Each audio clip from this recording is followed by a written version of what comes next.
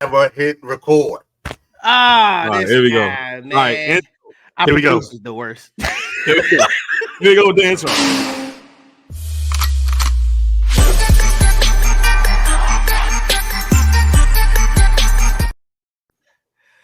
Leave it to K Ego over there, boy. I tell you, man. Welcome to the Pit Stop Show. I'm your host, R Money Bags, aka E. Hey, man, we got the pit crew with us, man. Starting with my man K Ego. What's up, bro? What's good, man? KE Goat. KE, Yeah, like I said, greatest of K-Ego. all. Hey, KE Goat. I changed my name, man. So what's good though? Got another name. Oh my god, yo. And introduce my man Rose McCray. Rose, tell me what we do on the show, bro. This is where we shoot the shit, talk about everything except politics. I forgot Kitty was supposed to switch, but that we Shout man. And of course, we got the man, the myth, the legend, Daryl Chill Mitchell, man. Welcome back, brother. We miss you, man. Yo, you know what it is. I miss y'all too, man. Y'all know I've been grinding, man. You know, I got that new thing I'm doing right now. So every once in a while, I got to dip out, go do this TV show. But I'm back. Nah, Hey, for sure. what's We good, miss you, what's man. good? Yeah, we miss you, bro. We need you more because he out of control. Yes, sir. we need I get him somebody- right. Yeah, we need somebody to keep us out of control, man. And today we have a very, very special guest, man. One of the pioneers of hip hop, man. He's had hit records. One of my favorite records. Treat 'Em Right. Yes, sir. Hey, First, hold on. Jamaican born, Brooklyn raised. If you don't know who Flatbush. this is, man, Chubb Rock, man. Welcome to the show, man. I appreciate it, man. I appreciate it. Hey, Chubb, Yes, I'm sorry, man. Hey, look, I have a confession to make. I'm kind of embarrassed about it, but yeah, Chubb, man, you was the first bootleg I ever bought, man. I bought it in Chinese carryout when I was a kid, man. Yo, I thought about it because I was looking and I was thinking about it like that. That's the first album I ever bought, and it was the one album, and I got it in the Chinese carryout, man. My bad, Chubb, man. I didn't know. I was a kid, man. I didn't even know they bootlegged albums, man. I know they bootlegged singles. I didn't think they bootlegged albums. They had the Yeah, artwork and everything. Yeah, they bootleg albums. I got a lot of my albums via bootleg. I do apologize for all the people in the industry because I did not give you my money. That's crazy. That's crazy about y'all, man. That's crazy, man. Yeah, y'all better be glad I ain't catch y'all bootlegging my stuff, and they got to turn your table over. Yo, hey, look, I was a kid, man. I didn't know no better, man. I didn't even know how it worked, man. You just wanted that hotness, didn't you, dog? You just had to get the hotness. album, man. I love the album, so hey, one of my favorite songs, man. So I just bought it. I didn't know. So hey, Chubb, one quick question, man. How do you feel about the state of hip hop right now, though? Wow, that's a loaded question, man. The business side of hip hop, I think the youngins understand the business of it better. Well, they're involved in a better business model. Let me put it that way. They're involved in a better business than from what was going on back in the day. So they have a little more opportunity to make more money and to own more and things of that nature. But you know, to judge music, man, you know, I don't get into judging music, man, because when we came in, at least when I came in, there were older cats that didn't like what we were doing. Right. And and I mean all kinds of cats, man. I'm talking about not just hip hop cats, but like legendary R&B funk cats and, you know, icons who didn't like what we were doing, you know what I'm saying? And you know, said some things that was kind of unfair and stuff like that. So I try not to repeat that behavior, you know what I'm saying? Especially with Milk and Giz, boy. You remember like the controversy behind them two with that A-track? Whew. Yeah. I just don't they like was like that kind of stuff, man. And then you know what's interesting is like I'm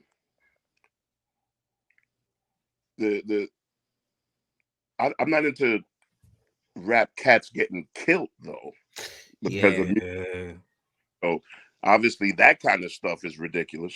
Yeah, you know, you shouldn't have to make records and then you're getting killed and stuff like that. That's just that should have nothing to do with the art form of hip hop, man.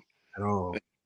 So that's where my only criticism would be with the violence part of it.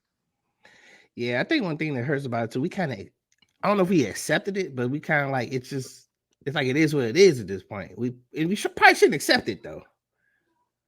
Yeah.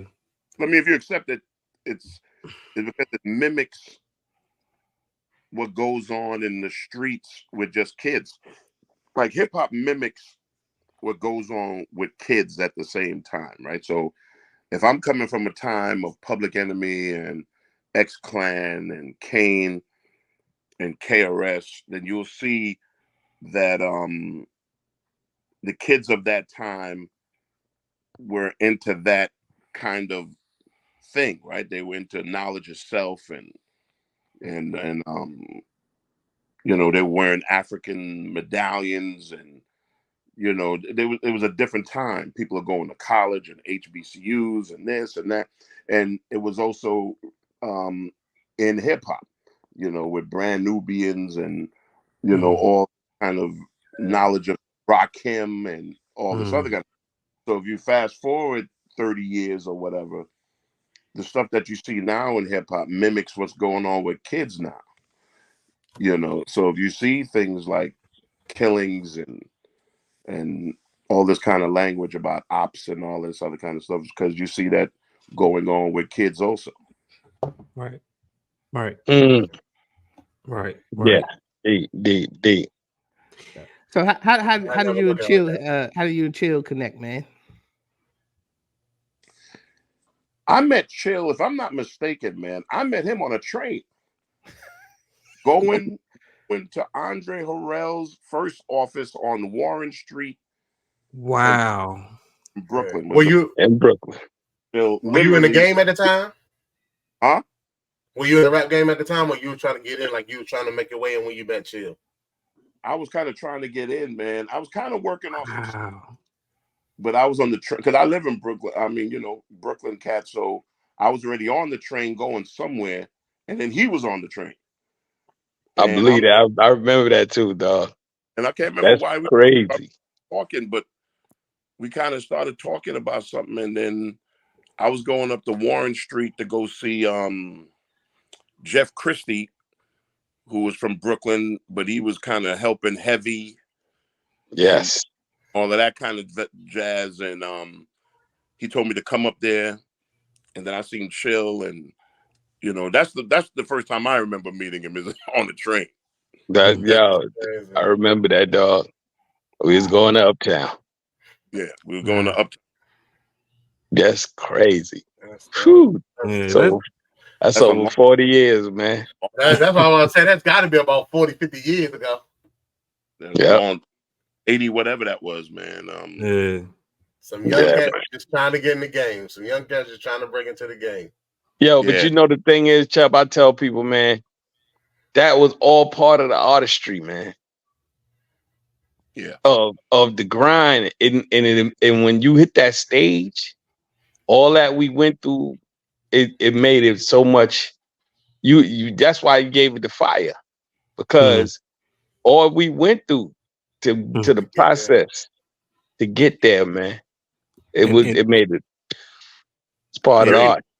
It happened, man. I mean, this was like a few years, you know, 8 years or whatever since the beginning of, you know, Super Rhymes and Rapper's Delight and all of this other kind of stuff going on. Okay.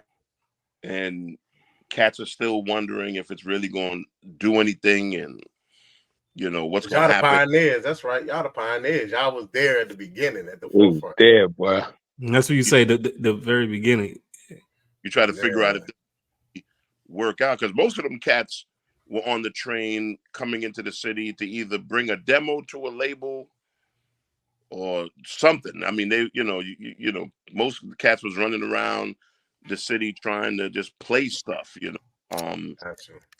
You know, there was a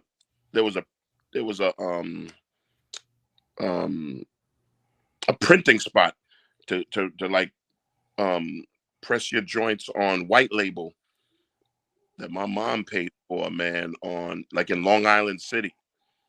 Wow. You know, so a lot of you bumping the cats there, just trying to press a couple of white labels. I mean, you're negotiating with them, like, yo, how much to press? I need a. They say, oh yeah, a box of 100. Be like, a box of 100. I got enough to press 23 records. That's crazy. You know. Now, Yeah. now you just send it through the internet. Yeah. They just send Yeah. it through the internet, man. Basically. But that's part of what, like Chubb said, they got a whole new business model with this whole thing, man, that we didn't have. You know, they can yeah. they records. They can. You know, we had to go press records and you know, mix records and master records, and Right. you know, you had to go do all of that, man. It was just a whole different thing, man. It was much more work, and I was about to say, y'all had a lot of sweat equity. Yeah. I had a lot of sweat equity, man. And I think, go ahead. you got to go stalk Red Alert and Marley Marl and Yeah. Magic to Mr. put Mr. Magic. body, you know. So all those things that you just said, like going back to the very beginning, I think the essence of the journey. What was the, you know, in the beginning, your early influences? I mean, I know some of your early influences, the Fat Boys, Kane and Biz, your cousin Howie T. You know, like some of the early influencers that got you, that sparked that love for hip hop, and then that, you know, second question is, what created that lane that you saw for yourself coming into the game? Because I know you're responsible for a lot of hits, but also your penmanship too. You know, you wrote a lot of hits too. We came from under, in because we were from Flatbush, so we were coming from under like UTFO, Yeah, you know, Kango and Doc, and we came from under them, and of course my cousin Howie and Full Force and a bunch of them cats and Divine Sound and Houdini and the Fat Boys definitely, and you know, so I mean, hip hop is really about inspiration, right? So if you see some cats in your borough that seem like, oh wow, they crossed over, they got in the game, you know, maybe we'll be able to do the same.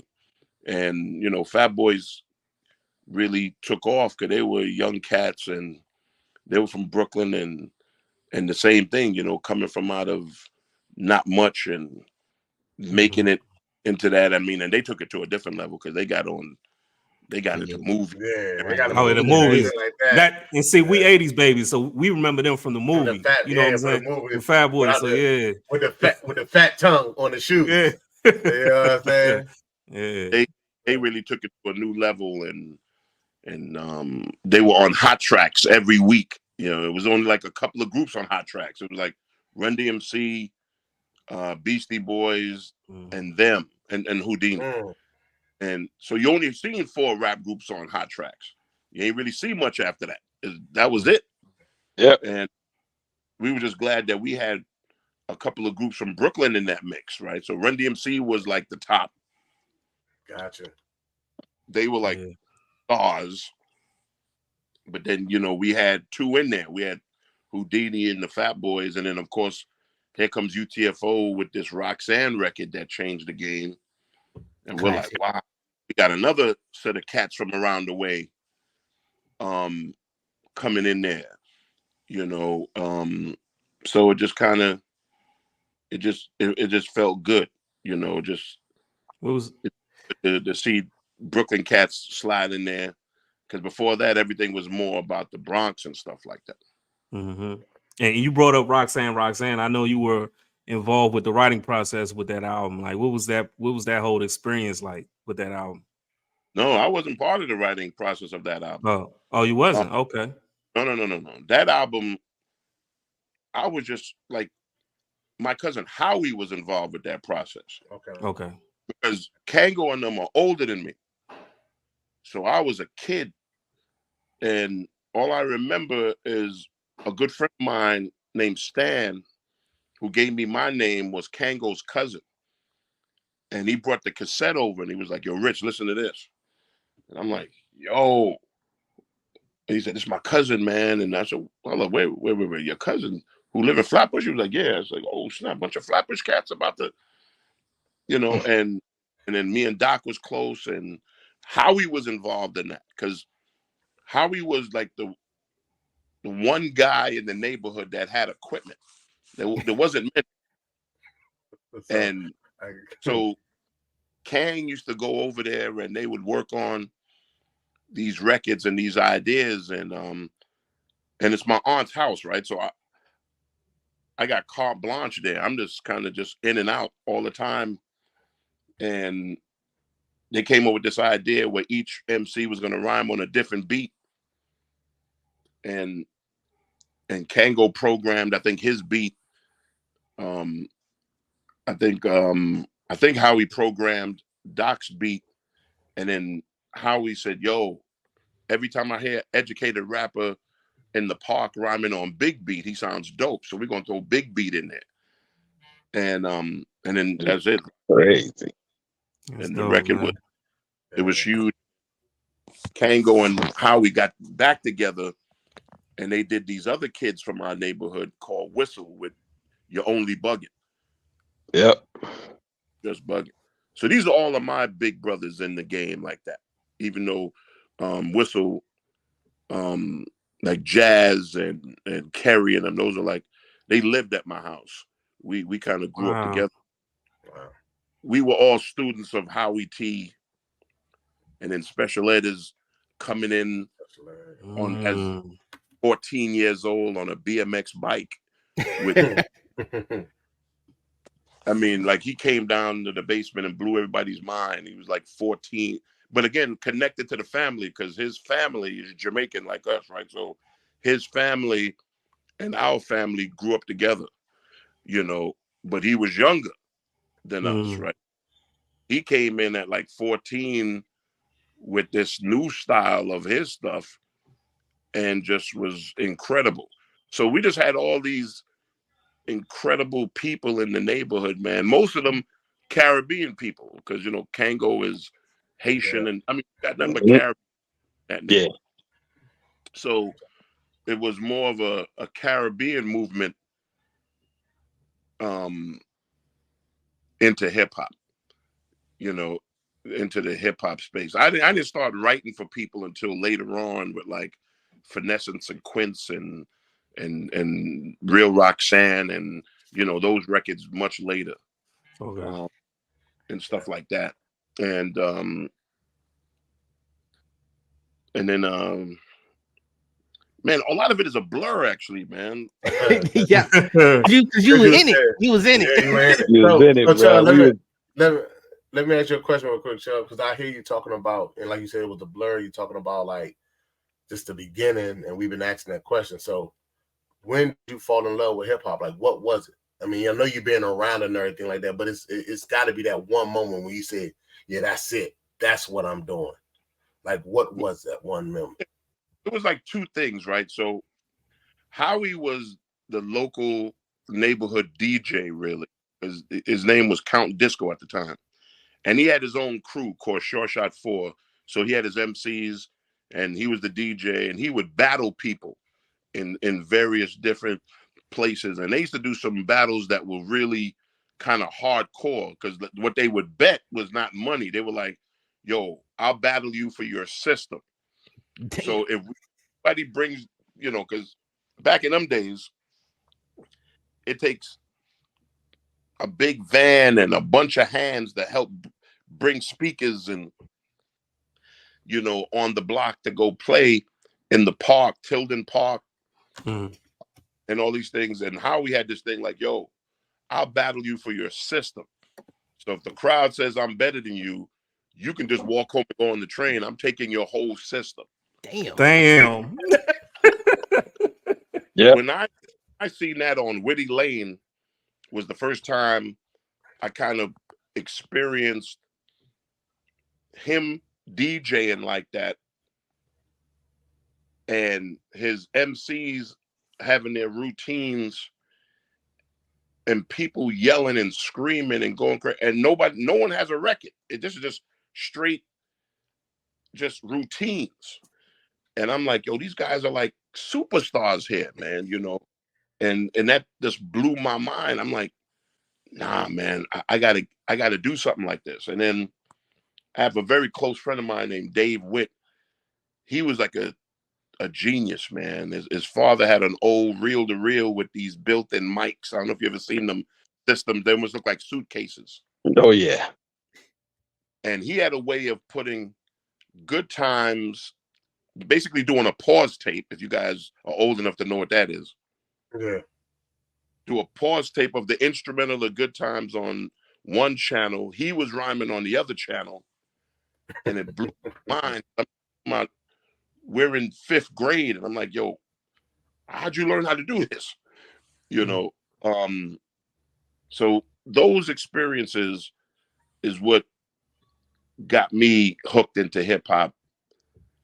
And because like Chill would know, Kango and Doc really started off as dancers in the neighborhood before they even got into rhyming. They were. He told us that, yeah. Yo, Chubb, you know, I cut you off. You know, I had Kango with me for like a week. I went and got him, dog, and put him in a hotel. We got a suite, and me and him stayed together for about a week, man. I just wanted to give him some, you know, some comfort. Ordered food, just trying to feed him, get him right. But man, he was giving me all them stories, dog. I said, bro, dude. I mean, like, you know, he was a dancer, but he was telling me about how they went all the way to the Bronx to dance in a contest. And then who was it? The Fat Boys came and beat him out. They did a rap. They was rapping. The Fat Boys came and beat him out. Oh. But yo, they were all, because that, you know, we pursue the hip hop game. So that's why when you said that, it just made me think of that, man. But Kango, big shout out to my dog, rest in peace. But yeah, man, we stayed together for a week, boy. He was giving it to me, dog. You were gonna go grab him and just kind of put him in a space to just woosah during such time in his life, man. Yeah, man. Just so he can just let it out. You know, he cried, we laughed, we talked. You know what I mean? He got on the phone, made phone calls, talked to everybody. People was FaceTiming him. It was dope, man. Yeah, he was before his time, man. He was him and Doc was on television on the news at one time. I got it on my phone, and the guys just asking like, what is this? And you can see that the guy doesn't understand any of it, and they're pop locking and they're doing this routine, and then they was like the first to bring breakdancing to the mainstreams on television, because I think they did it on the Donahue show. Yeah, on television. He was the first to do it on television. And then like Houdini, Doc and Jalil was close. And then of course Houdini took them on the road to dance for them. Right. And a young Jermaine Dupri later on. Yeah. Mm-hmm. Jermaine lived in Brooklyn for a little while. Oh, real?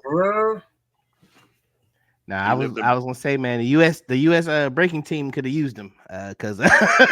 Oh yeah, Chill already hit me up on that. The breakdancing thing for the Olympics. As pioneers of hip hop, wasn't that sad thing to watch for?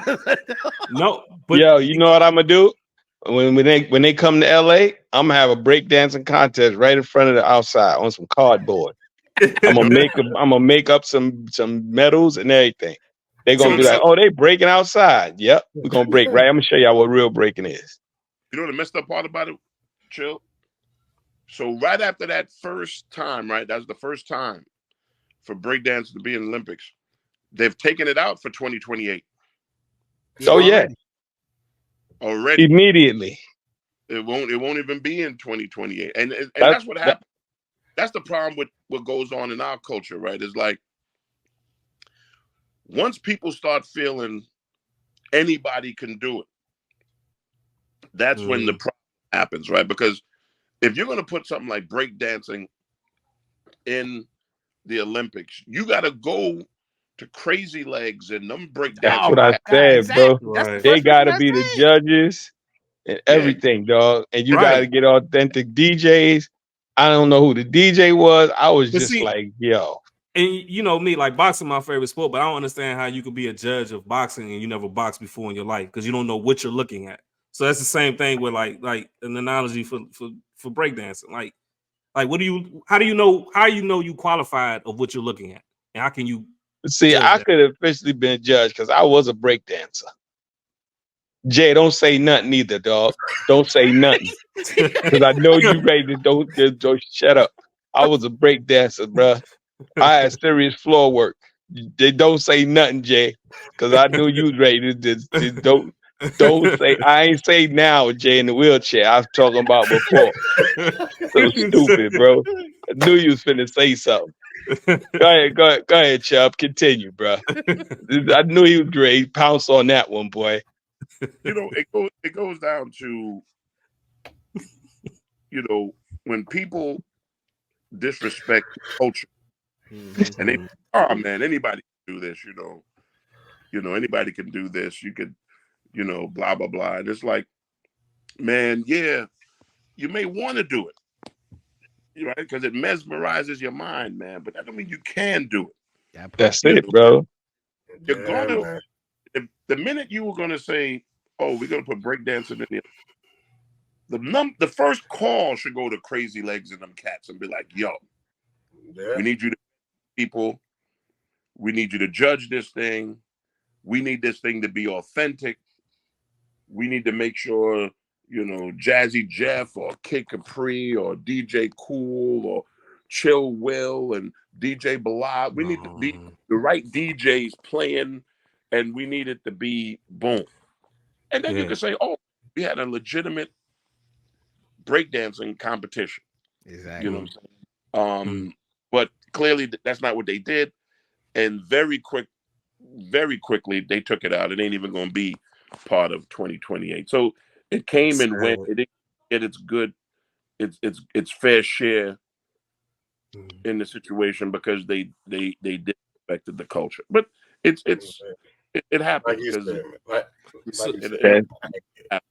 so I was gonna it's say it's kind of like the same thing with rap though. Like everybody can't rap, and everybody if people tried and they but I'm a guy that gotta have always rules. look at the positivity and everything. So like, you know, I heard you say one time, to where Columbia Records one time, you could bring a record into Columbia Records to let them, you know, you just back in the day when people want to, you know, they went to the labels to you know, to try to get a To shop deal. their music, to shop their music. And Yeah. they said at the time they don't take unsolicited music. But now You know, today, Columbia Records is run by hip hop. I just yeah. think like Jay talked about the when you found out your first love for hip hop. But what I wanted to ask you as a spin-off question is, when did you find out the power of hip hop and how it runs the world today? And I think it's really the most copied genre.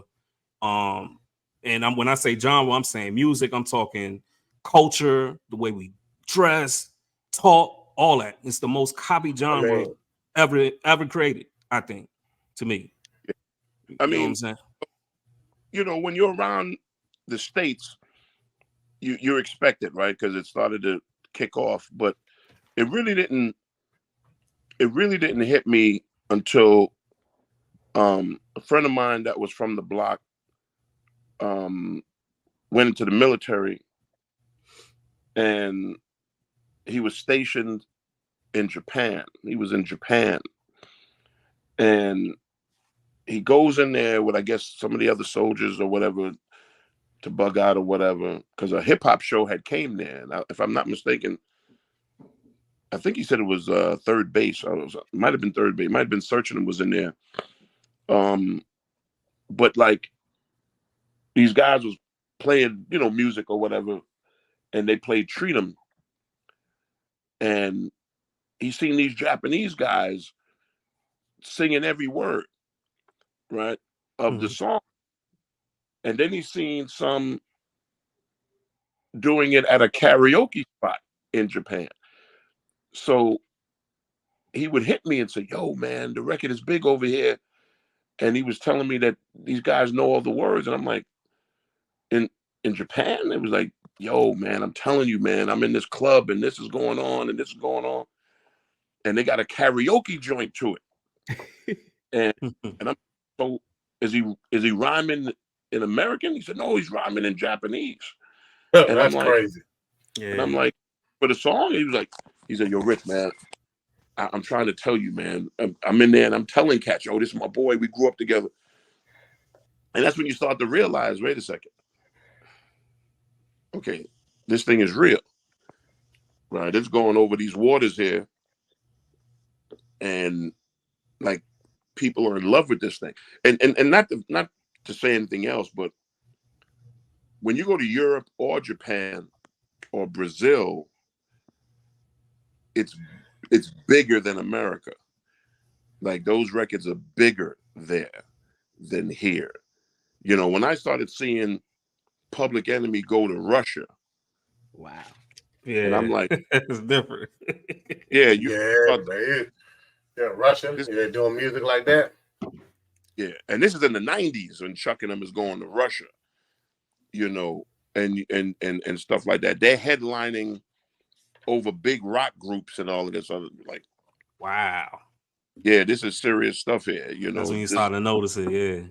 Yeah, this is bigger than what we would think it's going to be. I mean, because we're just thinking, okay, around the way and maybe Philadelphia and Virginia, and you know, you start talking about the states. But when you see how serious it is out there, when we did Brazil, Sao Paulo, Brazil, it was 40,000 people out there. Yeah. And there was a bunch of other acts. I never knew who those acts were. Like Portuguese acts or whatever, but those people came to hear hip hop. And it was nuts because I don't really think most of them knew English. That's what I was about to say. Yeah, that's what I'm about to say. Like, I know a couple of rappers that went overseas. They say, man, like 50 said one time he went to Africa. They was rapping all his rhymes, but they don't speak a lick of English. Yeah. If I hear a Spanish rapper, I can't mimic that. I don't know what I'm listening to, but for them to, that's just the power and the beauty of it. Like that's amazing. Yeah. So hip hop is a serious thing, man. I mean, for those that may think it's some nonsense, even now probably still think it's nonsense, but you know, even back to that question about the unsolicited material, you know, when you was trying to get a record into Columbia, which we never did, obviously, they looked at us like we were nuts, but you know, that was the label for Barbra Streisand and and Bob and all these kind of cats. Right. And but then later on become a place for Nas and and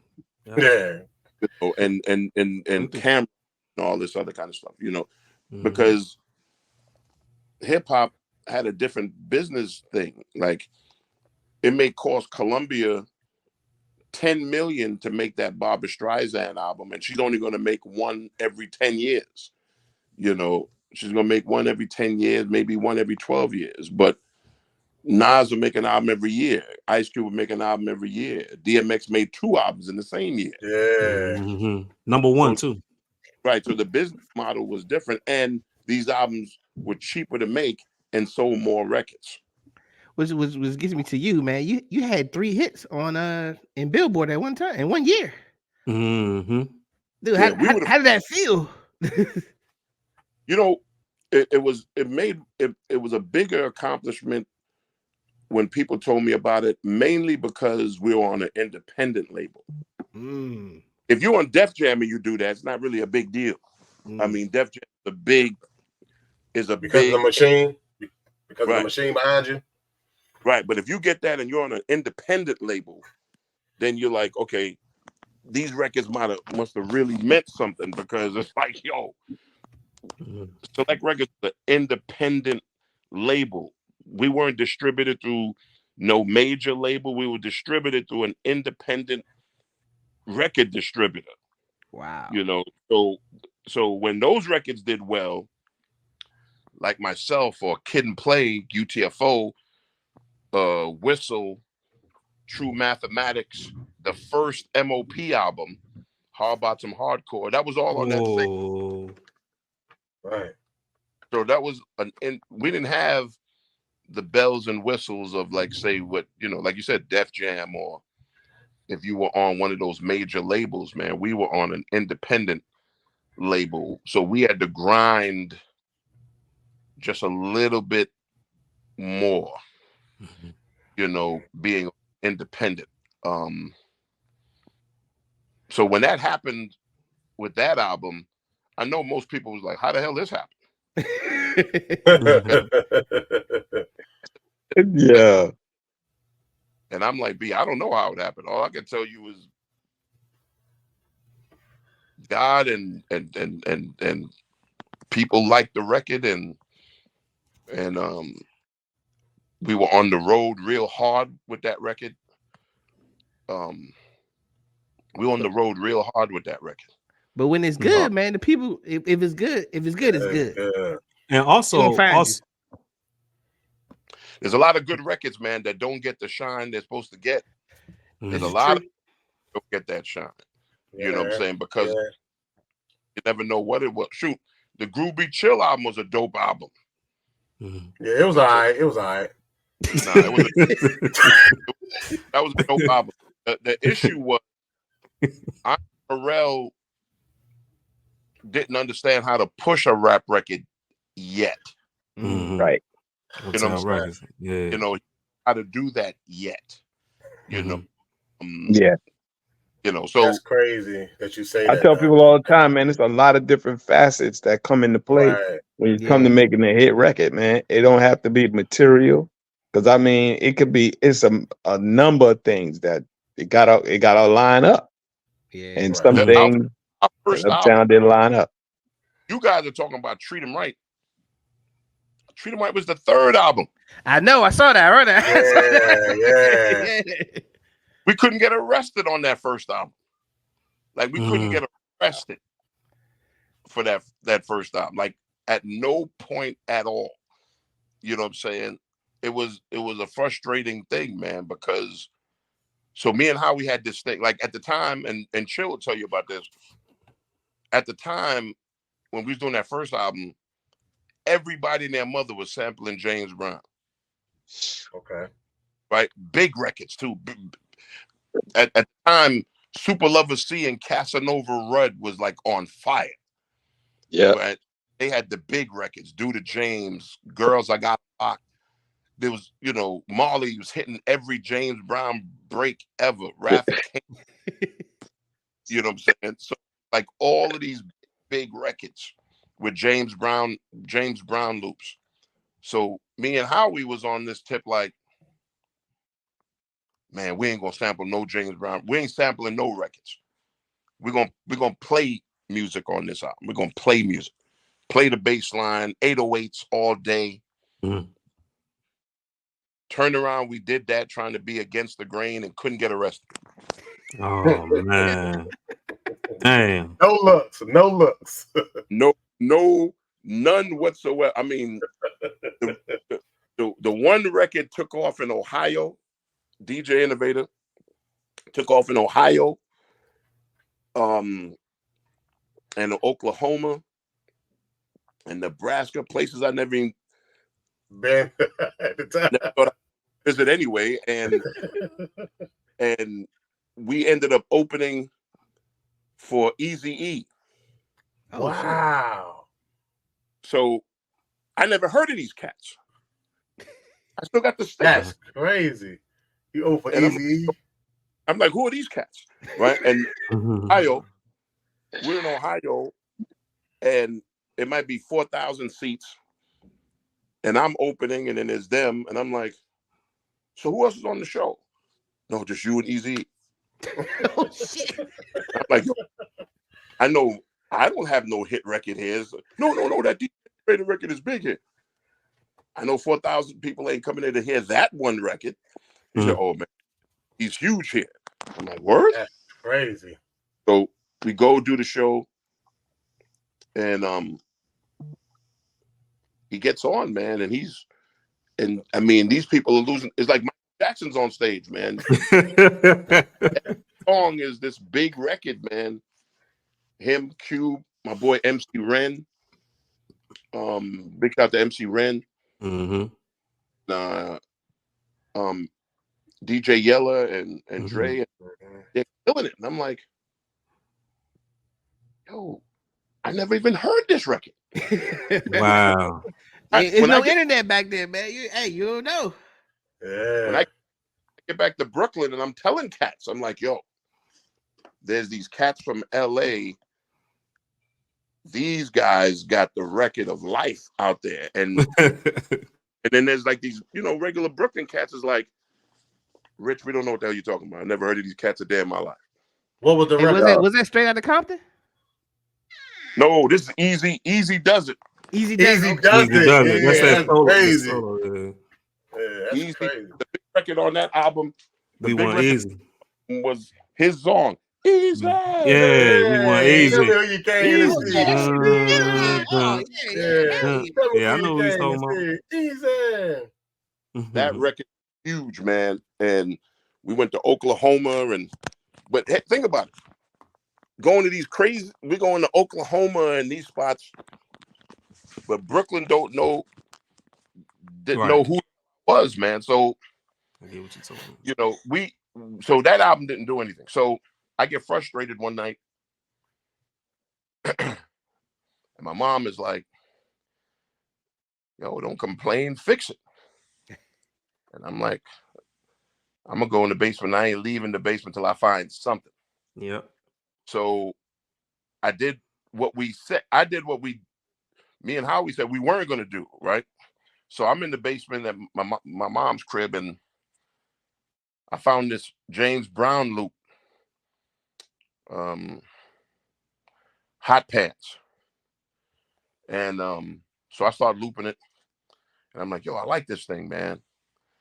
And I put a couple of drums on there, and then I put this breakdown in there, and then I threw Flavor Flav in there, and boom, boom, and I took one of the song titles of that first album, Caught Up, and I made this song, Caught Up. So it starts off with Man. I don't know if you guys know that record. Woman. And one night, caught up in a one-night love affair in there. So when I put the record together, the next day I bring it to Howie and I'm like, yo, I made this new record. I said, I know we didn't want to go James Brown, but hey, everybody is doing it. Right. The record, and he was like, yo, that record is dope. Let's mix that record and put it out. So he mixed the record. We put it out. We didn't have no video. But the record, I mean, I didn't know this, but the record started doing really good on the underground tip. So the guy that worked for Select Records was like, yo, there's a big show at the Apollo. I'm going to try to get Chubb on the show to do that one song. Kane is the headliner of that show. Bismarck is on that show. Mm.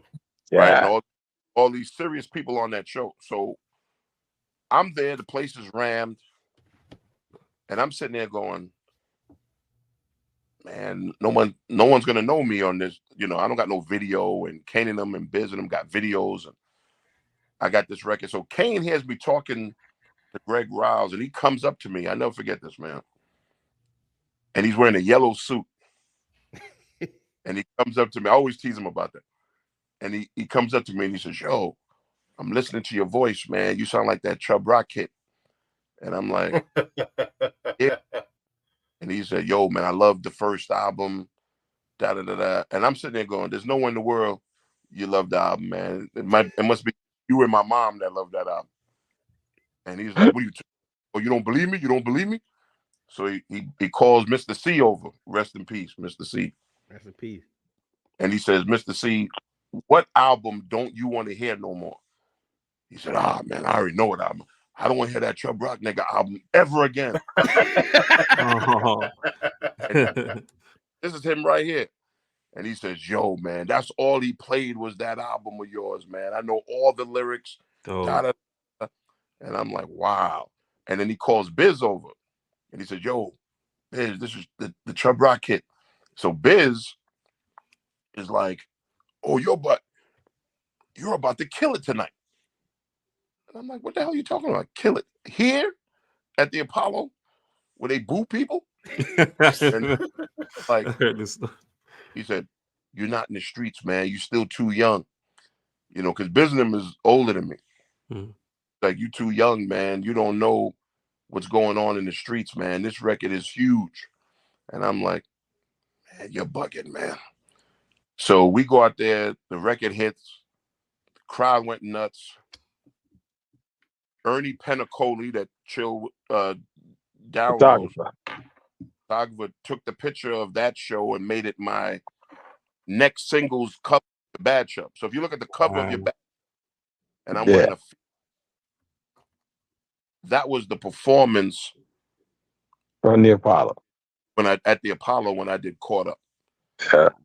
And that became the next single when we started working on the next. And then Biz got me the shows at a place that was deadly to perform, right? This place called Club Sensations. Oh. It was in Newark, New Jersey. Yep. Now you got to have heart or a bunch of cats with you to go do. And Biz was the ambassador there because at this time Biz is living in Newark. Man, where didn't Biz live? Biz was one of the smartest people I ever met in my life. So Biz took advantage of a revitalization thing in Newark where they were trying to get professionals to move there, and they were selling. They did it in Harlem at one time too, where they were selling the beautiful buildings there for $1. Oh snap! Wow. And Biz bought one. And so he made it his spot in Newark. So this place, Sensations, he was always there. And like he owned the place. Literally, he had so much love in that place. So he was like, yo, they play your record there 10 times a night. So we go there to do the show. The DJ there is Reggie Noble, right? Which is Redman. Reggie Noble was the DJ. I didn't even know he DJ. Yeah, DJ Reggie Noble. Wow. The DJ there, but he'll tell you because the place had all these little rooms. So you could be in like this room or that room. It's time for the performance. Everybody come in this one room. And if you don't know what you're doing, you can get robbed in this room. Smacked up. The place was raw.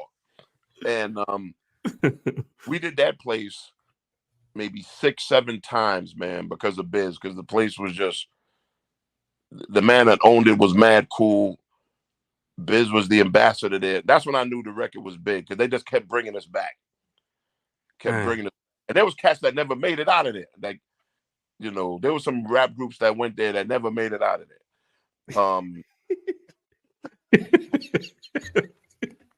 You know, it was,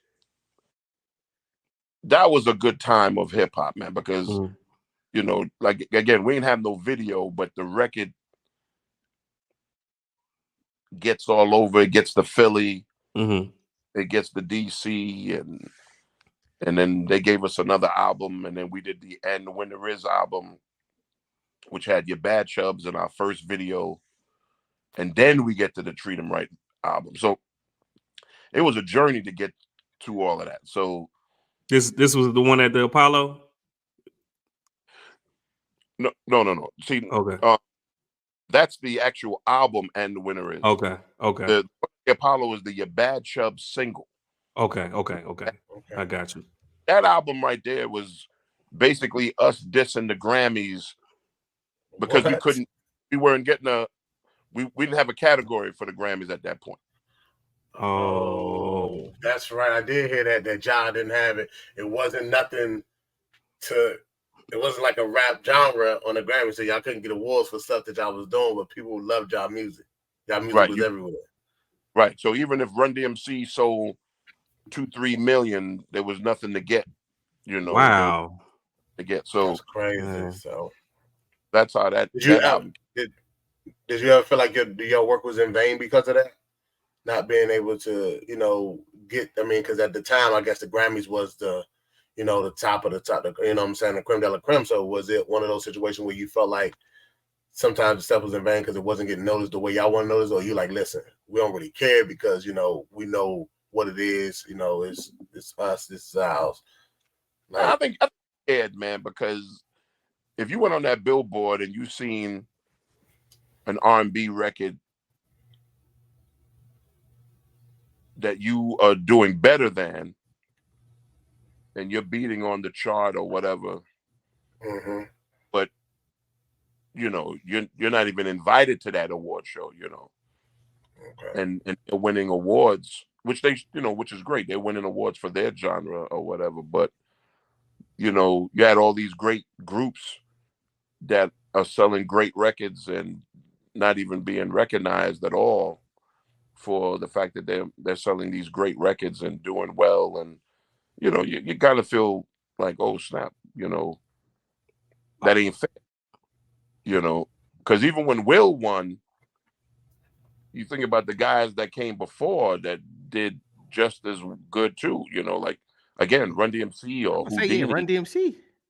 yeah, Houdini, Fat Boys and mm-hmm. UTF and all these great groups that had great records, Curtis Blow, Mm-hmm. all these great big records, Kumo D and stuff like that. And fresh in these guys, you're like, wow, But hey, Michael Jackson had to go through that with MTV. He was the first black artist that played on MTV. I mean, but look who had to I be. got It had to be Michael Jackson though. Yeah, Master. it played on there. I gotta think. I gotta commend you two for your mindset though, because I think when you're fighting for a position in the Grammys to actually be recognized, I gotta commend you and a lot of your peers on find out a way of how can we get recognized? How can hip hop get recognized? Y'all started doing a lot of records with a lot of R&B artists. One for sure for you, there's not been one I'll Be Sure album you haven't been on. So like no, I'm real talk. Oh my God. No, I'm serious. I'm all serious right here. Like the mind of thinking forward, the pathway forward of collaborating with R&B artists who are highly recognized at Grammys. You get what I'm saying? From a business standpoint, you guys decided to work with them more, and then I think that kind of pull y'all into being even more recognized, even on top of the success hip hop has already had at that time. You know what I'm saying?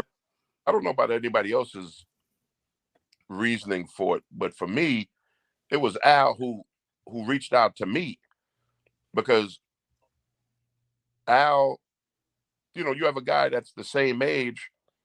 Yeah, he went down the road of R&B because Al really wanted to be a songwriter.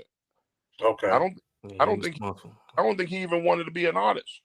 I think because his first thing was that he won a big songwriting competition. That Quincy put on the innovative award. Innovative Award. So he wanted to be a songwriter. So it was Harrell and them that said, nah, the girls are gonna go for it. We're putting you to be a singer and do this and do this and do that. And Al always wanted to be a cat behind the scenes because he's just an incredible songwriter and song producer. And but then Forever they put him my lady. right, but they put him in front, put him out there, but then he always wanted to do rap, right? Because he wanted to rhyme with Heavy.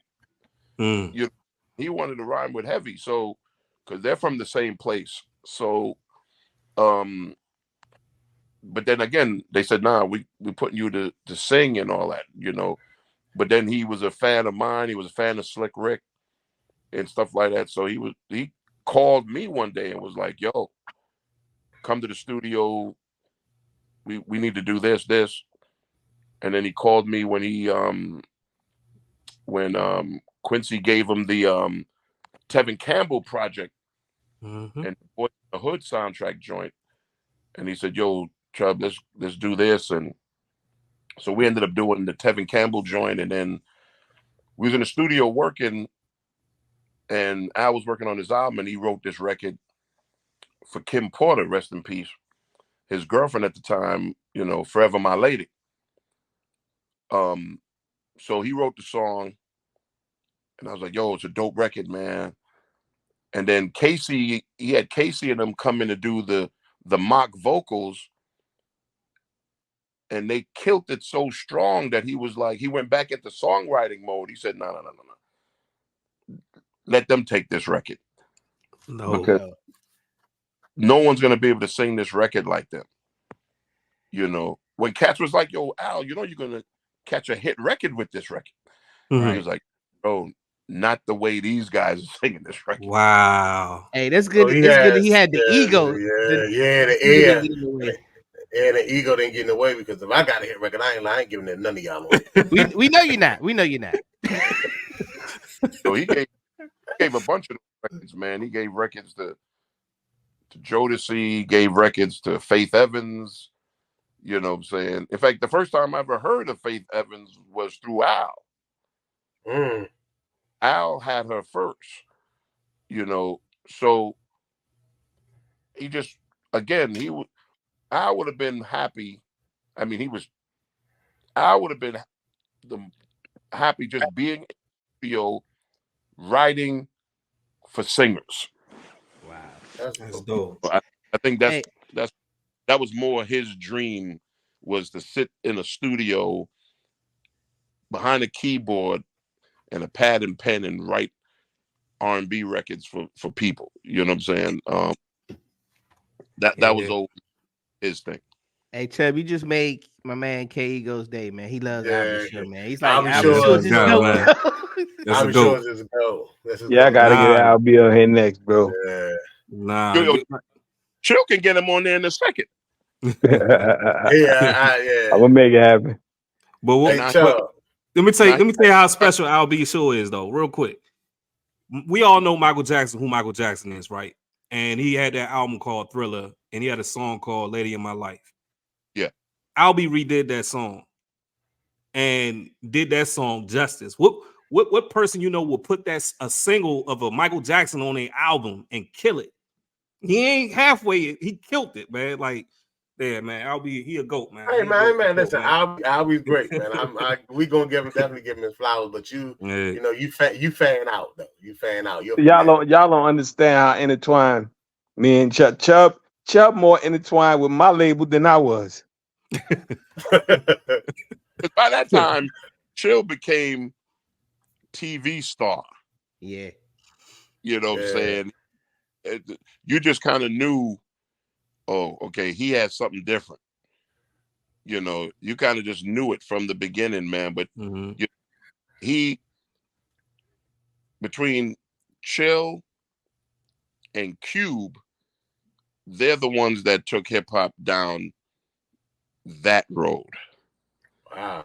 You know, because you have people that took hip hop down, let's say, the rock and roll above Equator Road, which would be Run DMC. You had Public Enemy take it to the black militant side of things kind of road. You had Rakim go to Knowledge of Self, 5%er road.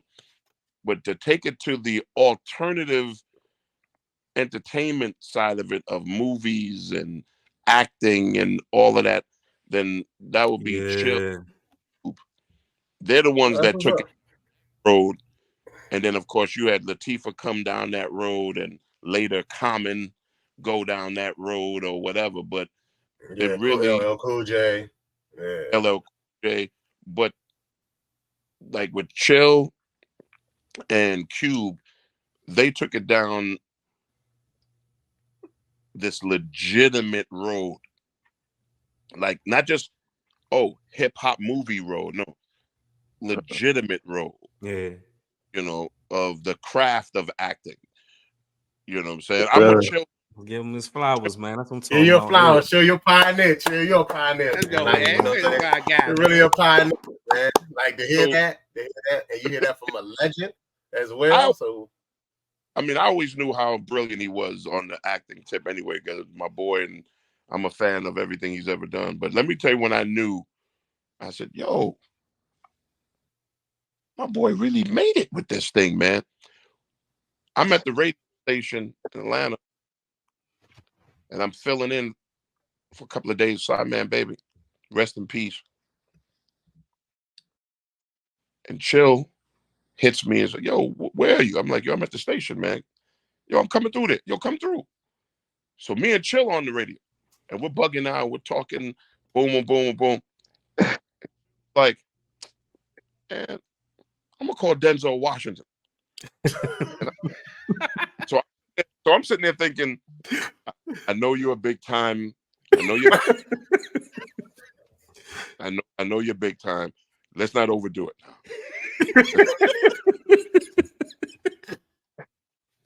He calls Denzel Washington, put him on the show, and Denzel just picks up, blah blah blah. I mean, it's clear they're friends, right? It's clear it's friends. Boom boom, and Denzel's a New Yorker, so I'm asking him hip hop questions in which he knows the answers to.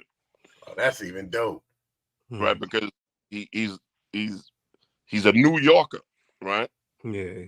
And we're going back and forth, and I'm blown away, and I'm looking at Chill, and I'm like, "Yo, man, he has made it, man. My guys made it." crazy, Because for you to be not that, okay, maybe that you're associated with him, but you guys are respected friends. You sit there and you go, that means he not only respects you as a man and a friend, but as with your craft, Right. And yet he's at the top of his situation with that craft, right? By this time when we were doing this, he already had 2 Oscars. You know, and thought that was dope. I'm just sitting there going, yeah, man. hold up, Chubb. That little boy from Wine Dance made it, man. Chubb, hold up, bro. You can tell a story better because see, if I tell it, they ain't gonna believe it. But she said it on the radio. Tell them the Tisha Campbell story, man. There's so many, but which one? Remember when we called Tisha? And she said, "Chill, I got a secret to tell you." I remember us calling her. She said, quiet as kept. She said, ass shake. She said, I had my eye on you when we did house party. Yes. Oh, man. Yes. Chubb was like, yo, wait a minute, hold up. Wait a minute, what you saying? We was live on the radio, dog. She was like, ask Dwayne. He'll tell you. I told Dwayne. I said, huh? Wow. Hey, hold on. They really call him Shake though. That's his real name. That's his nickname. Yeah, we call him Shake. Yeah. Because they call him out on the Real Husband and Housewives. I know they really call him Shake. You know why they call him Shake, right? Why? No. He had handles that was crazy. Oh yeah, Shake almost made it to the Knicks. Yeah. I mean, you can tell from the movie, though. Right. That's why I call him Shake. You shake your boots off. Yeah. Shout out to my man. I said, yo, hold up, Tisha. Live and direct on the radio, boy. Me and Chubb was in there like, what? She was like, yeah, Dwayne. So I told her. She said, oh, you. But I told her, yo, I had so much respect for her because she was really the only actor in the movie. So we just like, yo, we got real cool. But I'm glad it turned out that way because she like, with my sister now, man. Yeah, without beautiful soul too, man. No doubt. When you sit there and you talk about hip hop and all of that, man, those are the various nuggets that made the mother cats above the equator respect hip hop because we had that. We had actors. We had people that can do that. That's why people always say hip hop can do anything because we can. Be like, oh, can you act? Of course, man. We got Daryl True Mitchell, we got Ice Cube, we got Tifa, we got Will, boom, boom. We got that covered. Oh, but what about sports? Oh, yeah, we had a whole bunch of hip hop cats that were into sports, man. Nelly was gonna play baseball and all of that. We have all kinds of we have it all. what's her name? Cameron was balling too. Oh yeah, Yeah, Cameron, Cameron, Man, Yeah. Mace. Mace Mace, too. Yeah. Cameron, man. Yeah, all they of them. hooping on Stephon Marbury. Yeah. Yeah. So they was all, we had it all, man, because we come from this vastness of talent, man. Just Yeah. Oh yeah. the opportunity, but hip hop gave the opportunity. So as much as Daryl may look at hip hop, God knew that he was going to use hip hop to get the real talent going. And the real talent, him to go do his acting. And then we're going to all one day watch TV as he gets that Oscar and all of that kind of stuff. When they give him the right role or the right Emmy role or whatever, or the right Tony role, you know what I'm saying? But we know that hip hop kind of helped them slide in that, Oh, for sure. you know what I'm saying? Sure. And that's the dope thing about hip hop, man. And that's why I say, man, For people something else. think hip hop is just about music, man. It's more than music, bro. everything. It's more than music. We Hey, just that was a big part of it. It's a foundation for so many other things. Entrepreneurship, like it gave Yeah. legalized. I mean everything. Like A lot so of many. things, man. Yeah. Hip hop Hey, probably Chubb. legalized weed, yo. Yeah. I got a question. I have a burning question. I have this burning question. I just need to know, just the two of us. What did he say in that phone booth? Because this is what I got. I'm gonna say that. Come on, that's all I got. You gotta be Jamaican to get that. Yeah, so he was like, I just want to know, what did he say? So it's really just like a chant, right? A Jamaican chant that was done by this artist, an incredible artist by the name of Steve Austin. He's a Jamaican artist. Okay. He's a Jamaican named Steve Austin. And what happened was Howie was working on some records with him, Steve Austin, and he would do these incredible chants, you know. And Howie just he loved the cadence of that chant, almost like a scat, right? Like jazz cats and Mhm. fancy scatting and stuff like that. This is the Jamaican version of it. And Howie grabbed it and threw it in Just the Two of Us, and people have been asking us about it for 35 years. Yeah. Now That kind of I want to know, because yeah, by your mother being Jamaican, how did she feel when you dropped out of Brown University to pursue music? Because that's that's an Ivy League school. You Brown Yeah, that's what I was University. gonna Hey, ask. not You was everybody a get merit. not all of us can get there. You was a merit. I was going to tell you, was a merit scholar. Like, you went to Brown University. man, it trust me, man, it ain't bigger than what you think it is. But it's one of those things where my mother was gonna be an actress,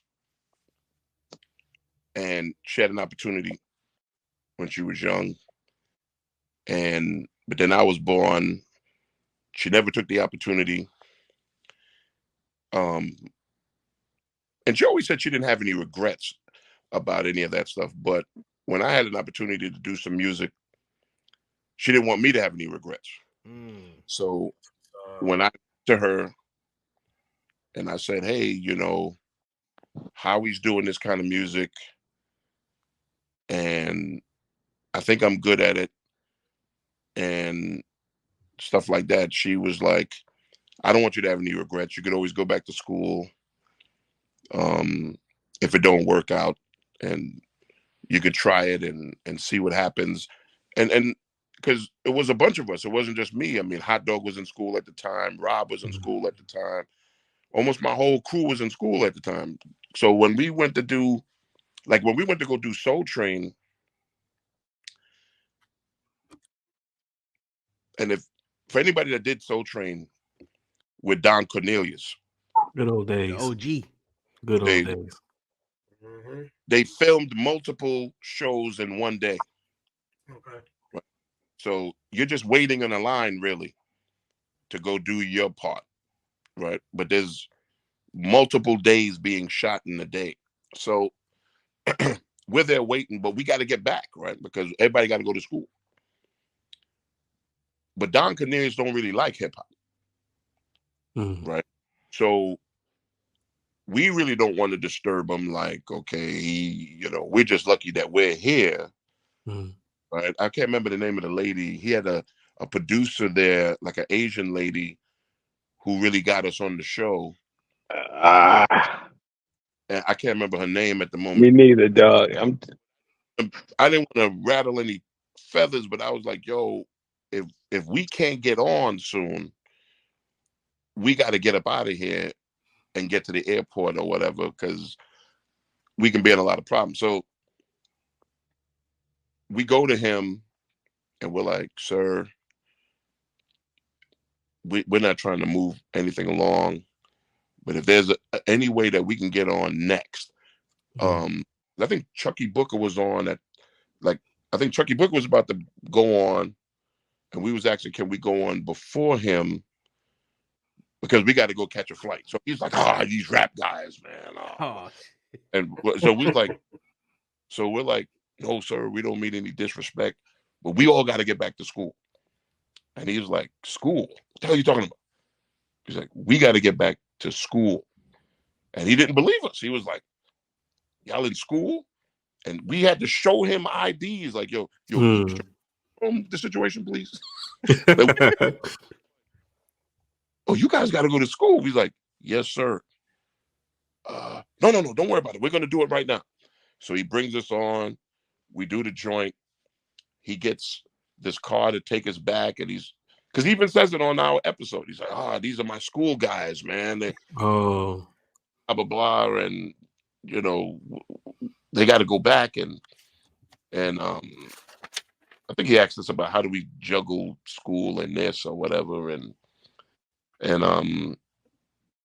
so he allowed us to come on twice. So we got lucky to be able to get on his show twice. And I think that was only because we were school cats. That's dope. But just like everybody else, Kid from Kid and Play was a school cat, right? He was a brilliant school cat. Kumo D. Yeah. Oh, tons of Mo D went to Westbury, right? Yeah, he went to Westbury. I mean, there's tons of them, man. Wow, Mo B. Yeah. Wow. So all of them, Sadat X, all of them all of them got the same story. They was in school and then a record took off and that's I'm dope. assuming they had to go to their parents and be like, can I rock this for a little bit? And you know what I'm saying? I think Parrish was in school. Wow. NPMD, yeah. So it wasn't uncommon. Hey, man. Soul Train, and then Apollo, like, man, those some legendary experiences, man. That's my man right here, dog. But I mean, just listening to y'all, and I can hear what you're saying, Chubb. Like when we first kind of started, we was talking about hip hop and what it is. I mean, like the hip hop, it kind of says a trend of the kids are doing what they see. Like now I understand it because if I'm not mistaken too, in that song, just two of us, you had like the fraternities in the video, if I'm not mistaken. I think it was the Qs and the Kappas, if I'm not mistaken. We had them all, man. We had them all. Yeah. We did the video at school. Right. So to see what you're talking about, all you guys are going to school, going to the 90s. Like we had like the Bill Cosby show with the black family. You had the Martin, even though, they were black and they were funny. Then you had, for us. So we see what you were saying about hip hop and what it was catered to. All y'all was in school. You know what I'm saying? So the stuff that y'all rapped about and catered to, even though, of course, I seen the street side of things as well, but we wasn't looking at a Tupac being in, college or, a Biggie being in college, you know what I'm saying? And stuff like that. Like Pac went to a performing arts school. Right, in Baltimore. Yeah. So he went to a performing arts school, but his opportunity for hip hop came earlier. Because if it would have came maybe a year or two later, he would have been in college by that time. Right. So okay. Yeah. right? His opportunities came in high school. Lil Wayne's opportunities came in high school. Yeah, that's Uh, true too. That's true too. So Yeah. they were all on the same trajectory anyway. But then you get derailed if all of a sudden you have an opportunity to make some money and help out early your family, on. other kind of stuff. So if you have a situation like with those guys, Biggie's mom is a school teacher. You Right. knew what her plan Yeah. was. Yeah. Right. So it's just circumstances, man, of when you get this opportunity. The arts is something that takes over your soul, man. It ain't like it's something that takes over your soul, man. I'm sure with Chill, the minute they gave him a script and he was able to turn it into something that was his, and he fell in love with that, there was no turning back for him. That You was know, it. House party was when they. I mean, the whole process of it being sitting down with them and writing and talking and coming together, collaborating with them, and then to see it. We shooting it, and it was like almost a surreal experience because I spoke it, and I'm like I'm watching Kid and Play do me. Mm. It was crazy, bro. It was real crazy. Like, and then Martin doing Bilal. It was just like this is crazy. So, but what you were just saying, Chubb, I tell people all the time. They go, "Yo, man, what made you get in the business?" I say, "Yo, you don't get in the business. The business getting you. I remember you told us that. Yeah. You don't get into it. Gets into and once it's almost like he says, almost something spiritual, man. Is you can't explain it, and when it's rolling, you can't stop it. You cannot stop it, bro. I don't care what happened. That I had the accident, got in the chair. 4 months later, back out, back at work. It's like when you rolling. But see that the thing is, Chubb, I tell people too. Another thing that kind of derailed Groovy Chill was House Party. House Party, because what happened, we was actors trying to rap. No, excuse me. We were rappers trying to act. And when the movie hit so hard, then we became actors trying to rap. Right. So it superseded our career I because got you. nobody, even for Kid and Play, House Party superseded their career. So It's like that first impression. That was, movie it was over. Now we were bona fide actors. It was because don't nobody know the difference. Because see, the thing about us, we were regionally successful. Wasn't nobody talking about Groovy Chill in Japan. Gotcha. They were talking about us throughout the country. Oh, spots here and spots here. But House Party went international. It just, national, internationally, and It went viral. in Jamaica, I became Bumpy. My name is Jamaica. There go Bumpy. That's like yo. So when I went to Johannesburg about 2 years ago, man. No, about 4 years ago, and they were talking about that more than NCIS New Orleans. Wow. House Party. Wow. And it's like, yo, so, but I appreciate the House Party being a vehicle, like Chubb said, to get me, because I really wanted to be an actor first.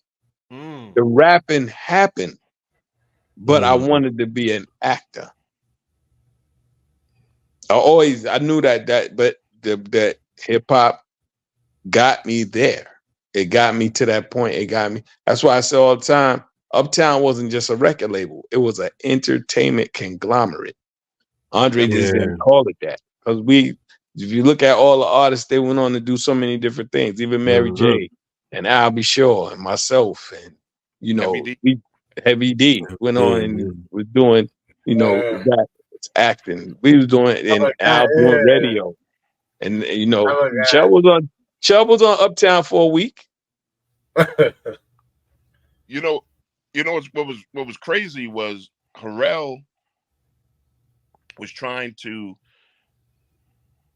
buy me off of Select. He was trying to buy, because I was working with Vanessa Quince on the writing side. Right. And then he was like, "You don't need to be on Select. You need to be over here." But Fred wasn't going for that.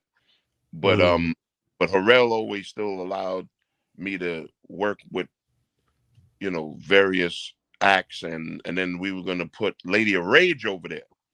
Oh wow! We were gonna put Lady of Rage over there. At Uptown? Yeah, because wow. So we used to use this studio called Chung King Studios. That was our house, boy. And Lady of Rage was Lady Rage was in Friday, wasn't she? Yeah. Yeah, Baby Ray's on that road. Yeah. I know she on that road too, but I'm just saying, like, to hear, like, when they talk about acting, I just thought about it. Lady of Rage was actually she's in a new movie now playing Miss Cleo.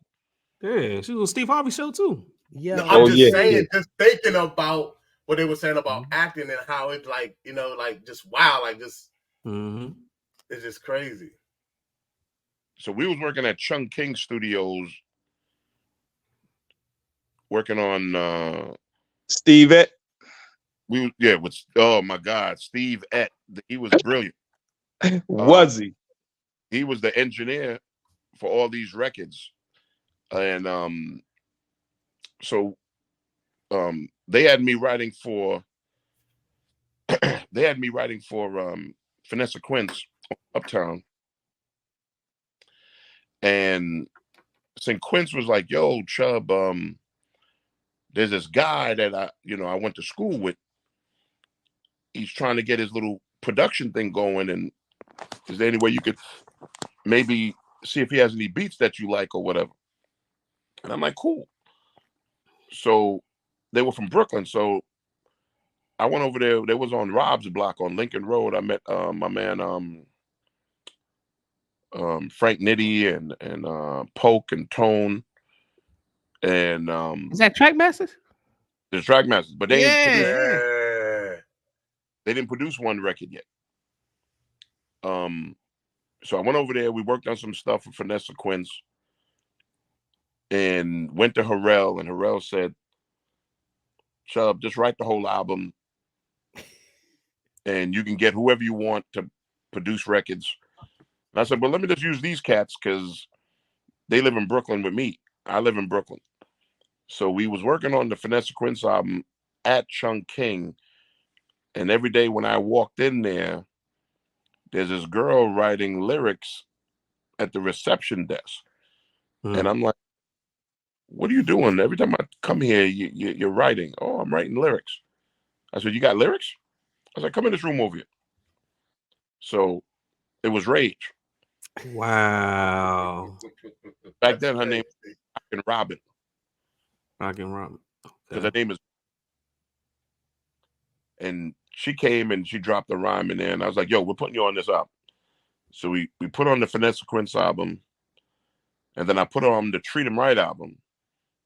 She's on the Treat 'Em Right album, and then we put her on something else. But then Harrell wanted her, right? Harrell was like, "Yo, blah, blah, blah, blah."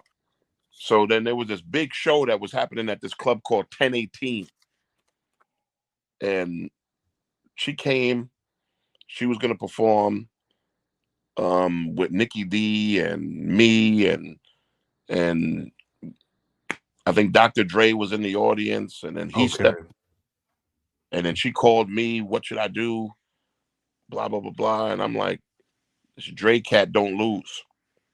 Yeah, he did. Because I was going to ask you that. Like she's from Virginia.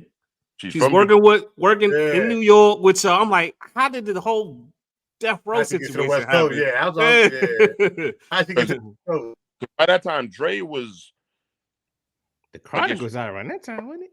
About what he was going to do with his career. Okay. and I don't know why he was in New York. He might have been there, meeting with labels, trying to get distribution for Death Row or whatever. But he was in New York, man, and he heard her and stepped to her, and she kicked it to me. She was like, what do you think? And I'm like, I ain't hear the kid lose yet. Because at that point, the DLC album was my favorite album. So I was like, Oh, that DLC joint was hard. Oh yeah. I'm the diggy doctor. That's a Yeah. different type of energy right there. That's a different type of energy right there. So that's how she got out there. And we're friends to this day. I just spoke to her the other day. When she was in Atlanta about the film, the Miss Cleo movie, which I think it's either on Netflix or Amazon. I can't remember where It's coming on the streaming service. Yeah, I know you're talking about. ET, whatever. But she called me about when she got that gig, and then so we just been friends. We all been friends for whatever it's been, man. 35 years with whatever the. But this is a strange business, man. You go in doing one thing and end up doing something like, I transitioned a lot more into radio. Yep. Transitioned to acting, and other people transition to acting, or maybe a few of them into radio as well, or some other things what they transition to, but it all came out of hip hop, which is a blessing. Because I asked Chubb this before, and he was able to spit it. Chubb, do you remember your first rap you wrote? It was terrible. It was about ladies, man. I think it was called The Ladies of the 80s. And my name back then was Gemini Rich. Hey. And it was Do you remember any of the bars? Yeah, it was like, I'm Gemini Rich, I'm big and strong. For all the ladies, I got something nice and long. It was all kind of craziness, man. And I gotta remember it was the Ladies of the 80s Gemini Rich joint. We were gonna perform at the VFW on Avenue D, man. And we would just, man, that was a good days too, man. If I thought about it, I could probably catch the rest of it, but I remember my mom teased me about it one time, man, and she was like, "Not rich." Yeah, she was like, I'm gonna hold on to that one, boy. I didn't know that one, dog. Only close friends know about that name, man. And my man Stan, I don't like that name. I was like, oh man, I don't know. I don't know how to find no name, man. And he was, okay, we used to play football all the time. He'd be like, oh man, you're always hitting hard. Nah, we're gonna call you Chubb Rock. And I was like, all right, whatever. And I Howie was like, yeah. It actually works though. I don't like that Gemini Rich thing. Thank God for you listening to him. Yeah. That could have been the alter ego, though. We all need that ego side. You know what I mean? Yeah, and Doc Ice. Shout out to my brother Doc Ice. Doc was like, yeah, go that way. Gemini Rich. Yeah. You sound like a drug dealer. Like, yeah, man, you gonna see Gemini Rich, man. He definitely sound like he got pounds, yeah. Yo, I got a question before you guys do the victory lap for Chill. Because I don't think I've ever asked him this before. But does he have any plans on getting behind the camera? I got a new TV show. No. That's what you acting in the show, right? Yes, me and Tim Allen. Tim Allen's coming back to TV. But are you ever planning on directing and being behind the camera? And that is the negotiation right now. Oh, okay.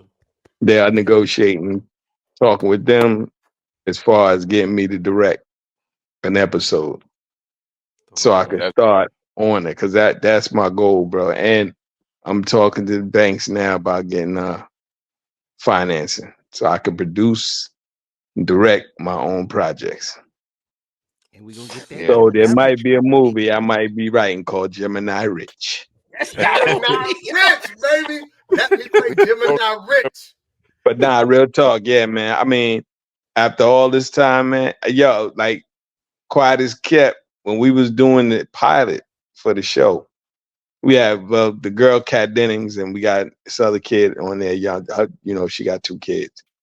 And the kids were great, but we were shooting in front of a live audience. So they kind of didn't know about holding it Right. to the laughter die. So I was basically directing them from the sideline, because the director was really focused on the big picture, which is Tim Allen. Right. So the kids, but they had laughs, and I was telling them, I said, listen, you gotta hold it. You're gonna say this part, they're gonna laugh. Don't, because they were talking and they kept going because they were kind of little nervous, you know what I mean? But it was rocking. So I was telling both of them, I said, you come out, you gotta hold for the laugh and then say your second line. So don't worry about it. We can always redo it. And the girl came over, the little girl, she said, chill, it worked. So I told you, 'cause I mean, I've been doing it so long, man, and it felt good, man, because we were back at the 4-camera live audience, what I originally started on, you know what I mean? So now I'm back in Cali doing that whole thing over again. So, but yeah, man, directing is a must. I wanted to direct some videos, but that, they done got away from it. Everybody is just like, so it's listening to artists now to say, yo, listen, man, let me direct your video. You know what I mean? It's kind of tough because these kids shooting their own stuff on their phone. Right. Right. But yeah, I'm definitely going to get behind the scene, bro. That's a good thing. Glad, man. Yeah, man. Because I mean, the great thing is, man, doing NCIS for 7 years, I got to shadow some of the greatest directors while I was working. You know what I mean? LeVar Burton directed like many episodes of NCIS, man. So, me and him, I'm chopping it up with him about, acting, and then I'm watching him, and then he's telling me about, what made him transition into directing it. And I'm watching him, and I'm watching. The main thing is having a rapport with the actors, because everything around you, everybody's putting it together. You got to do your DP, your director of photography. He gonna pick the shots. So, and the thing about it is, they get this. The direction is on is on the paper. But a lot of times, actors have an instinct that they're gonna do certain things. That's like if you direct me to do something and I'm in this chair, it's a certain door I ain't gonna be able to fit through. So I gotta go through this other door. So you ain't write that in the script. But we gonna be like, all right, then he gonna move this way. All right, so but then I just gotta move that way and say my line. So regardless of how I move, your job is to make sure you hear the line. I'm reading it right and it sound right. That's the main objective. And knowing how to push a actor and knowing when to back up off them. Right. So that's a lot of times some of the actors make the best directors because they already know what we are feeling and what we going through while we're going through it. You know what I mean? So that's why it's like with me, it's like, man, I'm so gung ho and ready to do it, man, because I know I can do it. I know I can do it. I know you can do it. Nah, we already know. We know you can do that. Yeah.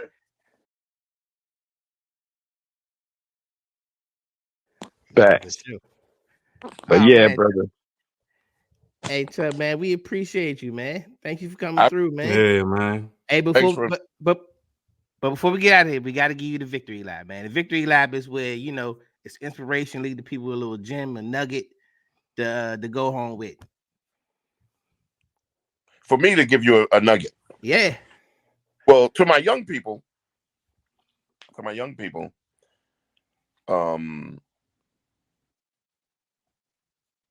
you want to do music that you will be proud of 20, 30 years from now. Yeah. You don't make excuses for that music and say, "Ah, well, I was young then," and no. You want to be proud of the music 20, 30 years from now. You want to be able to help your community. You're going to make mistakes, like we all made mistakes. And sometimes things are hard at first, but everything is hard at first. But keep your circle with your friends. The fact that I can have a friend like Daryl and we can talk to each other and give each other advice and be able to talk and learn from each other after 30 years, 35 years is a beautiful thing. And that's what I want from my young people out there, because they're brilliant. They might have a different kind of music, a different style of music, but they're brilliant just the same. And it's like being in the Marines, man. You might have the Marines from World War I, World War II, Korea, Vietnam, Afghanistan, but it's still that one Marine Corps. And that's what hip hop is. You're going to come in at different times. You're going to come in at different times, right? But we're still hip hop. And we got to respect each other as that. Damn. And that's pretty much it, man. I appreciate all of you. Daryl, I love you to death. Love you, my brother. Appreciate you, man. And until we get to see each other, shake hands, man. My brother's up there. Yes, sir. Appreciate you guys. Appreciate And it. until then, Thank you, That's man. what's up, dog. Yeah. Appreciate Hey, man. you, man. This is another one, fellas, man. Another one for the books, man. Appreciate y'all, man. Hey, All right. make sure. Hey, man, we got to make sure they subscribe to our YouTube channels. You know what I mean? Where we at, Kenny? Talk to him, Kenny. Yeah, subscribe to @The Pit Stop Podcast. Just type The Pit Stop Podcast in the search bar on YouTube.com. You'll pull up all our content. We also on Apple Podcasts. We on Google Podcasts, Spotify, for audio purposes only. You know what I'm saying? So we got video on YouTube, audio, all that available to y'all, man. Please remember to hit that subscribe button. We got more good content coming. And just like that, man, it's the Pissed Off Podcast. We out. We out.